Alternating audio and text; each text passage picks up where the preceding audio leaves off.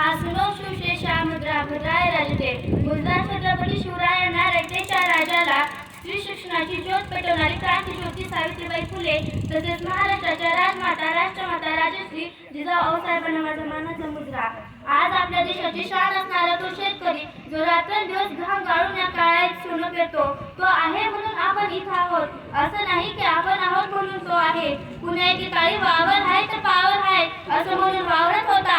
आज तो कुणा कोपऱ्यात बसला हे त्यालाच माहित नाही. अरे तो एक असा व्यक्ती आहे तो स्वतः उपाशी राहतो मात्र साऱ्या जगाचं पोट भरतो. अरे त्याच्या कष्टाला पाहून नभालाही बाजू फुटतो म्हणून देव त्याला पावसाच्या रूपाने फळ देत असतो. शेतकरी अशिक्षित आहे त्याला काही कळत नाही असं नाही. त्याला सर्वच कळतं पण तो काही बोलत नाही. अरे मागच्याच वर्षी त्याचं पीक वाहून गेलं तरी सुद्धा त्याला अनुदान मिळालं नाही. पण त्याच्या शेतात एखादं गांजाचं रोपटं सापडलं तर सर्वजण येतात त्याच्यावर कारवाई करतात. ते त्याचं शेत असतं व त्याचा मान देखील त्याचाच असतो. पण त्याला फासावर चढण्याची गरज का पडली? हेच का तो स्वतः उपाशी राहून साऱ्या जगाचं पोट भरतो. आज आपल्या देशाचं भविष्य उज्ज्वल करणारी ती तरुण पिढी सुद्धा बेरोजगार आहे. अरे ज्या हातात फाटी पेन्सिल असायला हवी तर एका हातात मोबाईल तर दुसऱ्या हातात सिगारेट असतो. ते मोबाईलवर दुसरं काहीच बघत नसून पबजी इंस्टाग्राम फ्री फायर आणि रात्रंदिवस फेसबुकवर चॅटिंग करीत असतात. पूर्वी शिवरायांचे मावळे म्हणायचे लवकर उठे पळत सुटे लवकर उठे पळत सुटे तलवार तुटे पण पीछे नाही हटे बाई पीछे नाही हटे. आणि आज आमचा तरुण म्हणतो दारू बैठक झाली सुरू दारूतून एक ग्लास मजा येईल खास दारू ट्रिक वाईन वाटे कसे फाईन दारू चोपियर टाका पुढचा गिअर दारू पंचे रंग मिसळून जाऊ गम दारू सत्व ब्रँडी आणाची कणांडी दारू सत्व विस्की कॉकटेल करता रिस्की दारू आटम एवढा आणा शेव चिवडा दारू नाव कंट्री मारा करंट एंट्री दारू आहे त्याला स्वर्ग सुखी राहा. शाळेची कविता म्हटली नाही आज तो आवाज वाढव डीजे तुला आईची शपथ आहे असंच काहीतरी म्हणत असतो. आज ही तरुण पिढी पबजी मध्ये बुडाली तर दारू मध्ये भात चाललेली दिसते. आज प्रत्येक जण म्हणतो दे रे हरी पलंगावरी पण हरी मात्र कोणालाही पलंगावर देत नाही. त्यासाठी काहीतरी केलं पाहिजे जेणेकरून या गरजा महाराष्ट्राची मान उंचावे. यावरून आठवलं की आज आपल्या देशातली स्त्री तरी कुठे सुरक्षित आहे. स्त्रियांना आपण भार समजतो पण ती वास्तवात पेटता अंगार आहे. गंभीर नाही तर खंबीर आहे वार नाही तर तलवार आहे. गंभीर नाही तर खंबीर आहे वार नाही तर तलवार आहे. वार गेला नाही तर धार आहे. स्त्री म्हणजे राग नाही तर एक पेटता अंगार आहे एक पेटता अंगार आहे.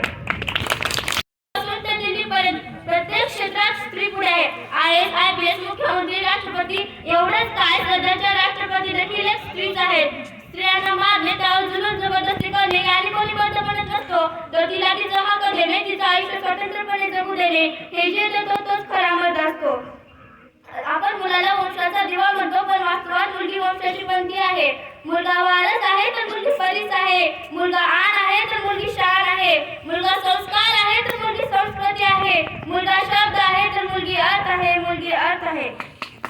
स्त्रियांना मान सन्मान मिळत नाही त्या समाजात स्त्री सुखी राहिल्याची अपेक्षा करता येत नाही. स्त्रियांना तिच्या सासरीबाईप्रमाणे लावलं जातं. यावर बहिणाबाई चौधरी म्हणतात लेकीचा जन्म घातला कुणा वेड्यानं लेकीचा जन्म घातला कुणा वेड्यानं पराया घरी बैल राबतो भाड्यानं लेकीचा जन्म ही जसा बाबांचा पाला वारा आला तसा वाहून गेला.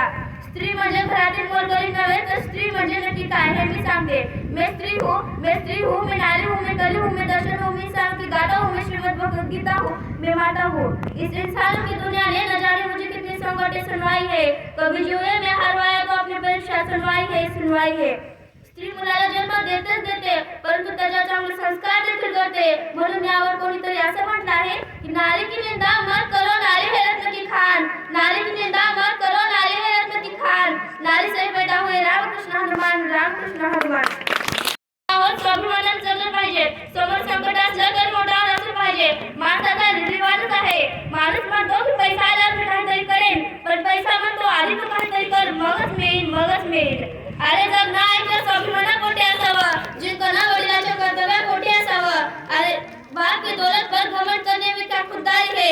अरे बाप की दौलत पर घमंड करने में क्या खुददारी है.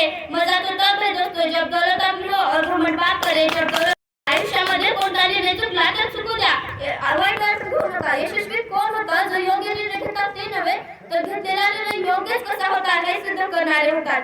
कारण माणसाला मोठ्या पहाडांना नाही तर छोट्या दगडांनाच ठेच लागते. अरे चिराग से न पूछो कि तेल कितना था, सासू से न पूछो बाकी खेल कितना था, पूछना है तो पूछो उस कफन में लिपटे हुए मुर्दे को, जिंदगी में गम और कफन में चैन कितना था, और कफन में चैन कितना था। संघर्ष करावा लागत असेल तर स्वतःला नशीबवान समजा, कारण देव संघर्ष करणाऱ्याला संधी देत असतो, कारण त्याच्यामध्ये क्षमता असते.